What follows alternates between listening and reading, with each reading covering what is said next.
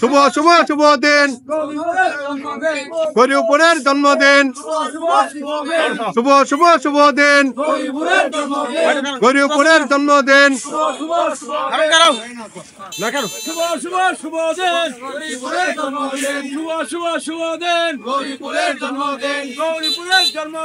শুভ শুভ শুভ দিন শুভ শুভ শুভ দিন গৌরীপুরের জন্মদিন গৌরীপুরের জন্মদিন শুভ দিন শুভ শুভ শুভ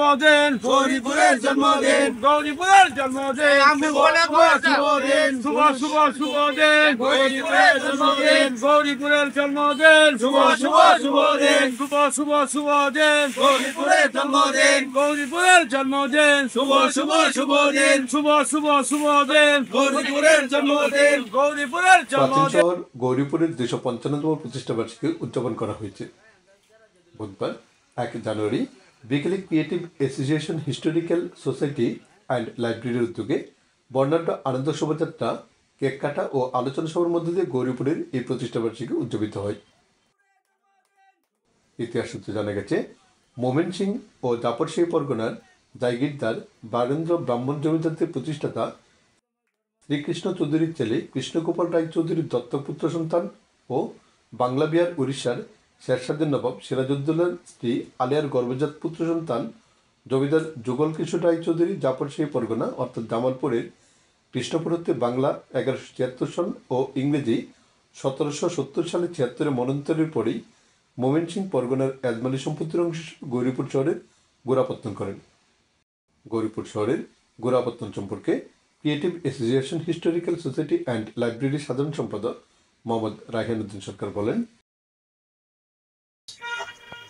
গৌরীপুর প্রতিষ্ঠা বার্ষিকী 255তম 1770 খ্রিস্টাব্দে যুগল কিশোর রায়চৌধুরী গৌরীপুরে আগমন করেন। তিনি আসছেন জাফরশাহী পরগনা। এই জাফরশাহী পরগনা খুঁজেছি, আমরা গবেষণা করে বাড়ি করছি।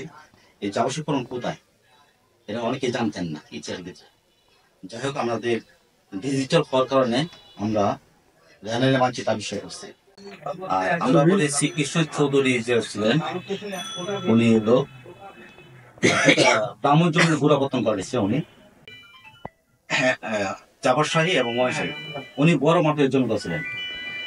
এই জমিদারটাকে 4 ভাগে বিভক্ত হওয়া পদ্ধতিতে একটা যোগকিশোর পায়, যোগকিশোর অর্ধেকটা পেয়েছিল, আর বাকি অর্ধেকটা পেয়েছিল লক্ষ্মীনারায়ণ গঙ্গানারায়ণ, 2 ছেলে। আপনারা জানেন শ্রীকৃষ্ণ চৌধুরী 2টা পরিবার ছিল।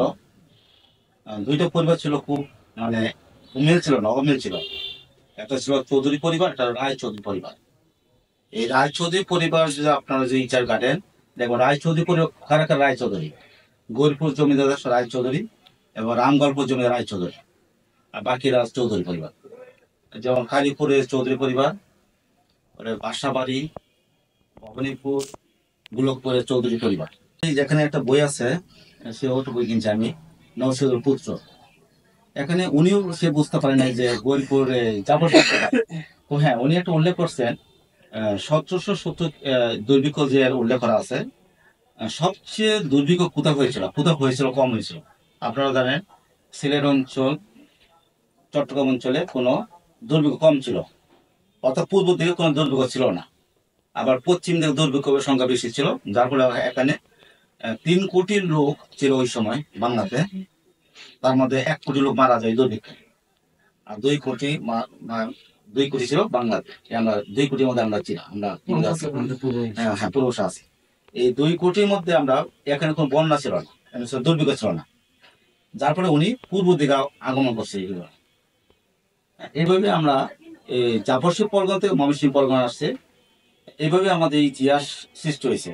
প্রাচীন শহর, এরা সবাইকে জানানো, এমনকি শুধু গৌরীপুর না, আশেপাশে যে রামগড়, এই যে ঈশ্বরগঞ্জ আছে, ঈশ্বরগঞ্জ ইটা বাই করছে 2500 বছর, নামবাগ আছে প্রায় 150 বছর। এইভাবে তারা সবাই জানতে পারবে যে গৌরীপুর একটা প্রাচীন শহর।